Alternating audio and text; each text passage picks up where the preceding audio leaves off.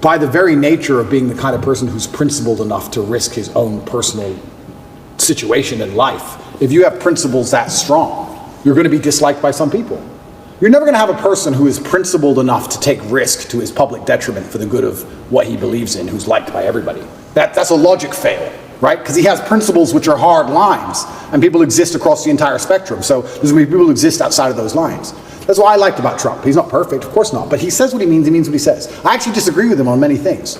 But he says what he means what he says, and that's what they're afraid of. They're afraid of a man who says what he means and means what he says, because he can't be bought, because he's principled.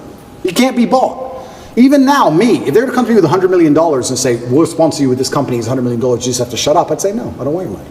I don't want the money. I don't need money. There's nothing else to buy. I've bought everything. I don't need it. My principle's worth more. And that's what they're afraid of. They're afraid of principles, and it goes back to the original point. They're trying to remove all of our morality, all of our baseline understanding of things. Connect is an application which allows you to take a minute to connect with influencers from all around the world. My name is Andrew Tate, and I'm available to speak directly to you on Connect. That's how they inject you with the slave mind. That's exactly what it is, and you're right. History has always been that way, and now it's under conscious assault. I've never said this before, I've never even thought this before, this is a brand new thought for me. But I would like to think in times of old, in history, perhaps everybody was the same. Everybody was principled, everybody had parameters, but they were different parameters. Perhaps they were competing ideas. But I think in the modern world, it's not so much competing parameters, it's just people who believe in things, and people who don't believe in anything besides what they're fucking told, and it changes every day. You have the empty brains, the slave minds, and the people who actually stand up for something. And the free thinkers. But the slave minds, you can't say, well, they believe in a different ideology, because they don't. They believe in what they're told to believe in on that particular day. It changes. They don't have any true core belief. They just repeat. I talk about the Matrix all the time, and people say, why did you choose that terminology? And I chose that terminology because it is perfectly accurate in describing exactly what is happening. The Matrix is a computer program which is designed to control your mind so that your body can be used to power the machines. That's exactly what happens when they make you watch the news. To control your mind so you continue to use your body to work some garbage job and suffer from inflation and power the machines. The machines being soulless people who are in charge of the world. But there's also a million other different ways you can compare the Matrix to the real world. In the Matrix, they say anybody can become an agent at any time. If their mind is not unplugged, they become an agent. If their mind is not freed, they turn into an agent.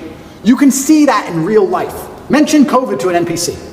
Mention Trump to an NPC. You can sit and have a perfectly cordial, normal conversation with somebody for an hour and be fine. And you can mention one of the particular subjects which they are programmed to hate by the Matrix itself, and they will turn into an agent in real time. And you will see them now start to genuinely, emotionally dislike you as a person. They were your friend for an hour. Yeah. Now they hate you. They will turn into an agent. COVID was perfect. I would sit with people and we'd all be friends until I mentioned that COVID's garbage. And now they're an agent. What do you mean COVID's garbage? My friend's grandma was 99 and she got sick. Okay, sorry. It doesn't change my view. And they change. And the Matrix is actually a perfect, absolute explanation of what's happening. And Morpheus says it. If your mind's not freed, you can be one of them. And that's what's happening. And this is why we don't have competing sets of parameters which are trying to argue about which is the best way to run the world. We have people with parameters who believe in family and love and God and tradition and taking care of yourself and taking care of others. There's people with moral standard, and there's people with none. Zero. Empty vessels, agents who are programmed on any given day of what they're supposed to care about. These people can't tell me they care about things. That's what's most annoying about my position, because it's absolutely and utterly weaponized virtue they use against me.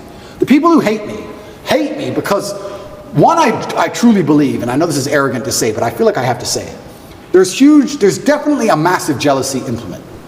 If I wasn't so tall and rich and good looking, it wouldn't be happening. They don't fucking like me. They don't like me because I remind them of the jock at school that took their girl. That's part of it, right? They don't like me personally. So it's true. So they try and find an attack vector. And what happens when you have somebody who's monumentally successful across all realms of human endeavor? The only way you can attack them is by calling them a bad person. They can't call me stupid. They can't call me ugly. Can't call me broke. Can't call me weak. They can't call me any of these things. So how do we attack this guy? Well, he's a bad person. How do you call someone a bad person? You weaponize virtue.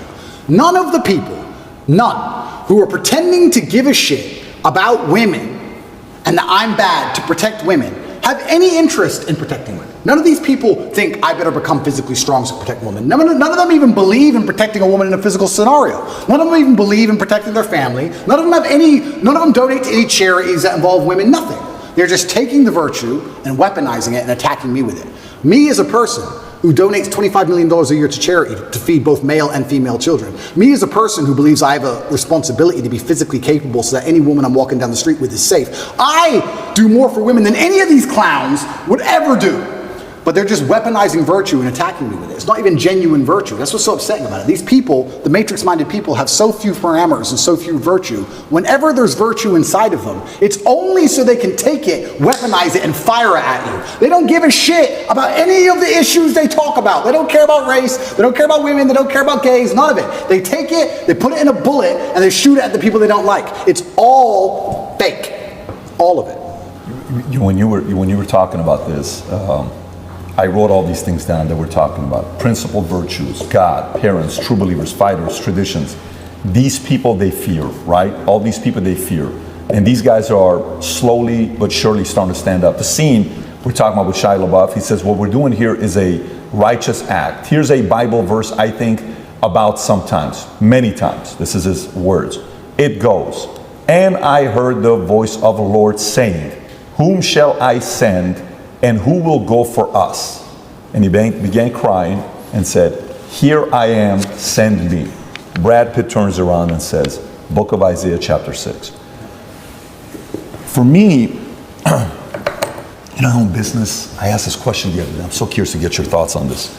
For the longest time, when I got into business, I was, a younger guy, 21. I'm like, okay, very coachable. Tell me, what do I got to do? I'm a coachable guy. What do I got to do? I'm a coachable guy. Super coachable. I want to make money. I'm sick and tired of being broke.